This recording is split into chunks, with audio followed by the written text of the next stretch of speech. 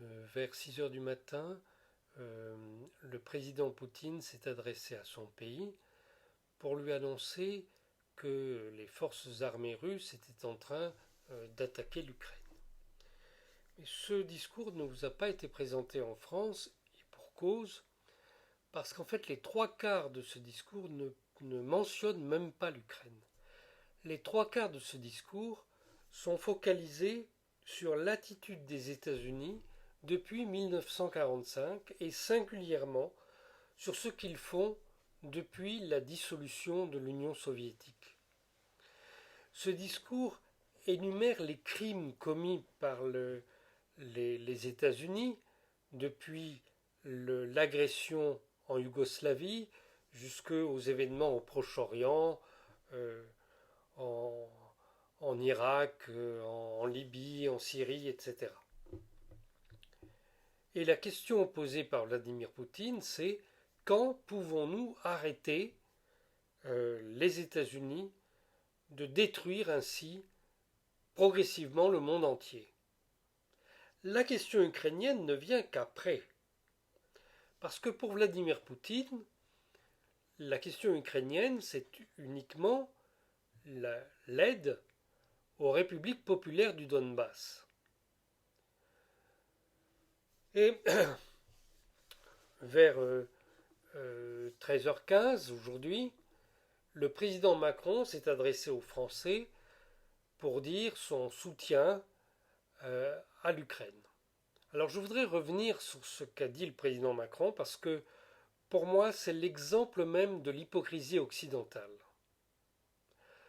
Au début de son intervention, il a expliqué que le président Poutine avait renié sa parole et qu'il avait violé le droit international. Or, c'est exactement l'inverse. Le président Poutine a toujours dit qu'il défendrait les ressortissants russes, quel que soit l'endroit où ils se trouvent. Et c'est d'ailleurs une de ses obligations d'après la constitution russe.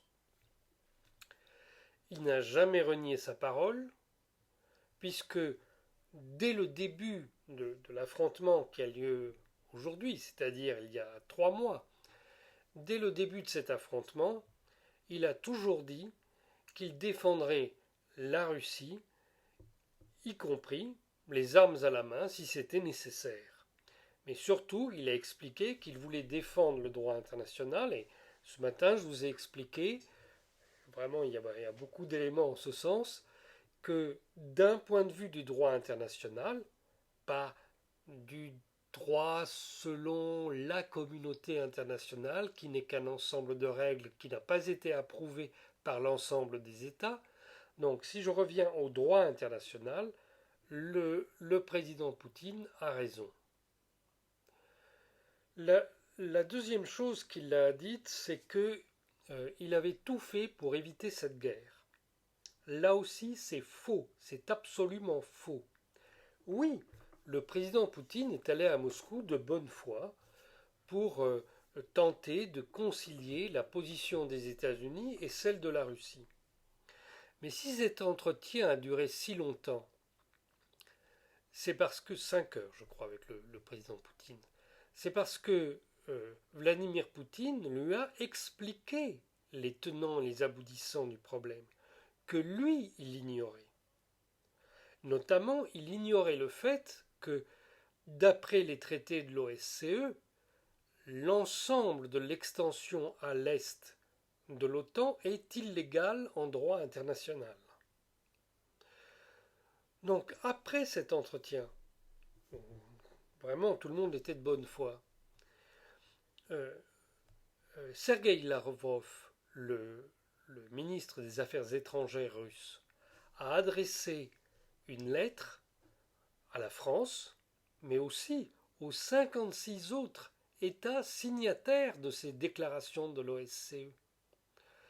Et il a présenté ces traités. Il y avait une analyse juridique qui montrait qu'il n'y a pas photo, on sait bien ce que ça signifie. Hein. Et il y avait une lettre où M. Lavrov demandait à M. Le Drian, son homologue français. Euh, Pourquoi donc avez-vous soutenu l'extension de l'OTAN puisque ça viole votre signature? Et là, personne n'a répondu. Voilà. Donc, M. Macron n'a pas tout fait. Non, non. M. Macron, quand il a compris ce qui se passait, s'est mis aux abris et a refusé de répondre. Donc, qu'il ne fasse pas aujourd'hui l'indigné, il est responsable, autant que d'autres, mais il est responsable de ce qui se passe. Troisième chose, il a expliqué que ce qui se passait en Ukraine, c'était un tournant dans la vie politique européenne. Mais pas seulement européenne, c'est un tournant à l'échelle mondiale. N'avez-vous pas vu, là, il y a quelques jours, cette réunion du Conseil de sécurité russe, où le président Poutine a fait taire le chef de ses services secrets militaires, parce que celui-ci ne voulait pas dire qu'il allait soutenir la reconnaissance des républiques populaires de Donetsk et de Lugansk, mais en fait il voulait rabaisser le caquet des États-Unis. Donc là, le président Poutine lui a dit de se calmer quand on n'était pas encore là. Quatrième et dernière chose, le président Macron nous a expliqué que l'OTAN, l'Union européenne, le Conseil de l'Europe, tout le monde allait réagir en prenant des sanctions contre la Russie. Hein? Parce que l'OTAN, le Conseil de l'Europe, l'Union européenne ont le pouvoir légal de prendre des sanctions unilatérales? Certainement pas. Le droit international ne reconnaît la capacité de prendre des sanctions qu'au Conseil de sécurité des Nations unies, et à lui seul. Les sanctions que l'Union européenne et la France ont déjà prises contre la Russie sont illégales en droit international. Donc, le président Macron nous présente comme des choses légales des choses qui sont totalement illégales. Et nous devons prendre nos responsabilités. Nous avons appris, avec la Seconde Guerre mondiale, qu'il faut toujours choisir son camp.